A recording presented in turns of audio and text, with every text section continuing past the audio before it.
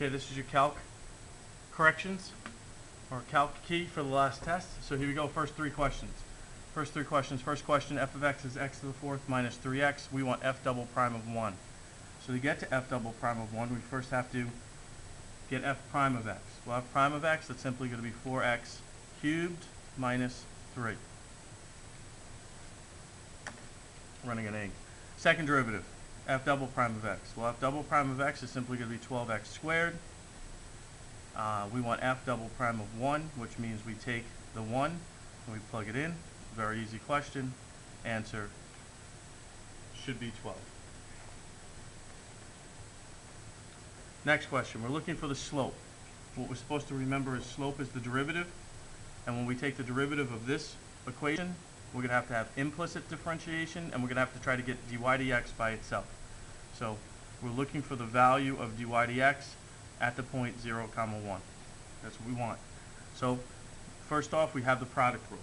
So the derivative of the first is 1 times the second, which is y cubed, plus the first, which is x, times the derivative of the second, 3y squared, and then dy dx. Anytime you take the derivative of y with respect to x, you need to put dy dx.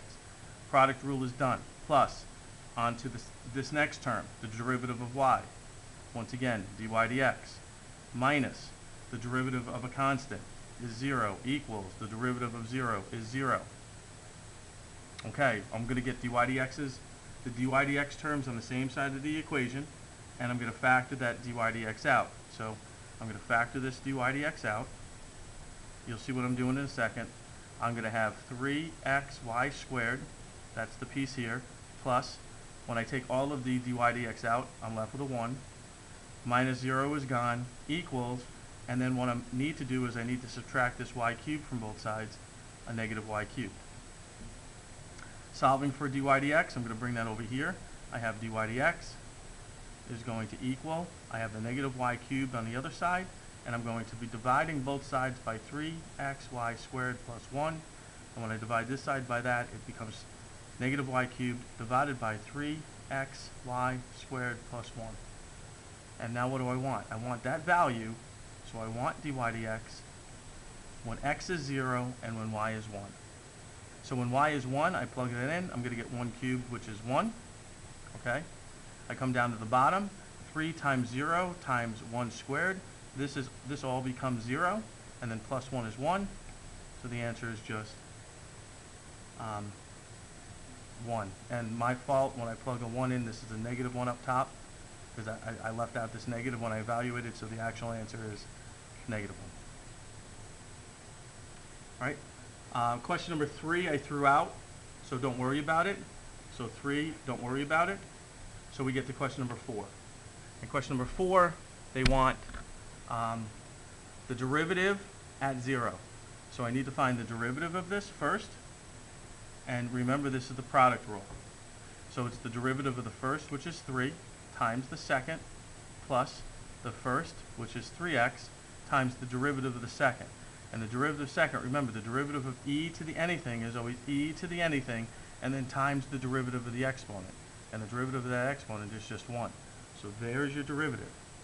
So now I want the derivative evaluated at 0. So it's going to be 3e to the 0 plus 3 times 0 e to the 0.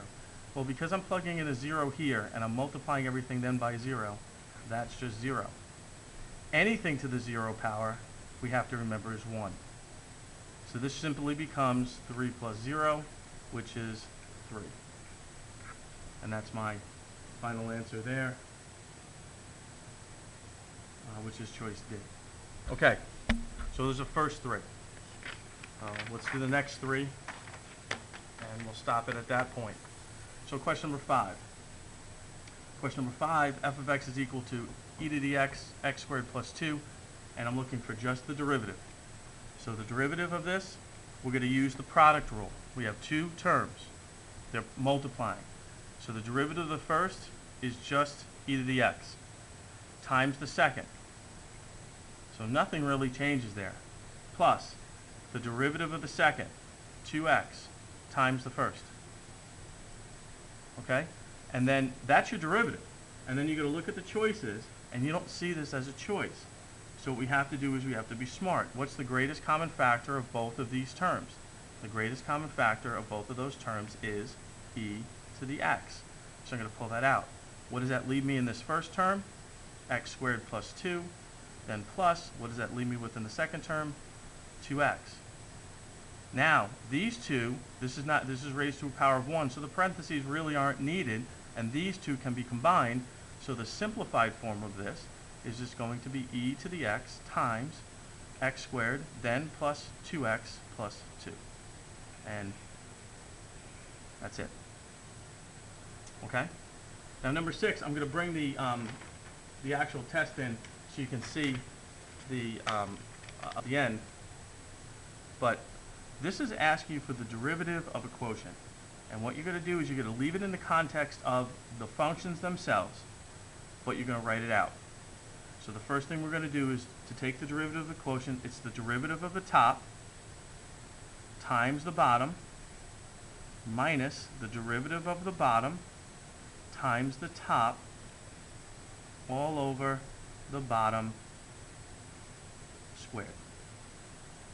Now I'm going to actually take that, and now I'm going to plug in the negative 2. So this is g prime of negative 2 times f of negative 2 minus f prime of negative 2 times g of negative 2 all over f of negative 2 squared. All right, so let's see what that looks like. So here is my table. Let's see if I can set this up right. So there's my table in the upper corner. Okay? So now what do I want? I want g of negative 2. Well, g of negative 2, or g prime of negative 2. Here's g prime, and there's negative 2. So g prime of negative 2 is 3. So 3 times f of negative 2. So here's my f. F of negative 2 is 3. And then minus f prime of negative 2. So here's f prime of negative 2 is negative 2 times g of negative 2. Well, here's g, and there's negative 2, 4. All over f of negative 2. F of negative 2 is a positive 3 squared. So this becomes 3 times 3 is 9 minus a negative 2 times a negative 4 is a negative 8. So that's plus all over 3 squared, which is 9. So this is 17 over 9. Final answer there. I move down to 7, and last one for this video. This again, in the form that it's in, this is two functions multiplying. This is now the product rule. So I take the derivative of the first, I multiply that by the second, I then add that to the derivative of the second multiplied by the first.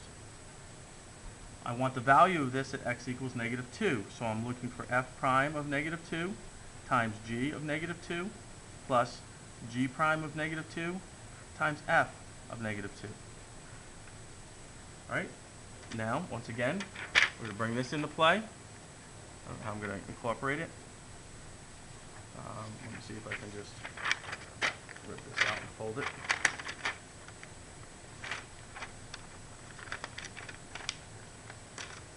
So there's my table, okay? And so here we go. I want f prime of negative 2. Here's f prime of negative 2, and that is a negative 2, times g of negative 2. G of negative 2 is 4. Plus this time, g prime of negative 2, that's 3, times f of negative 2, and that's 3.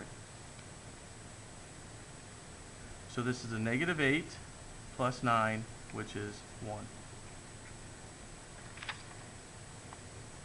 Okay? So that concludes this first 7 questions, and you guys can get going on the corrections for those. Remember, 3 times each to get half your bonus.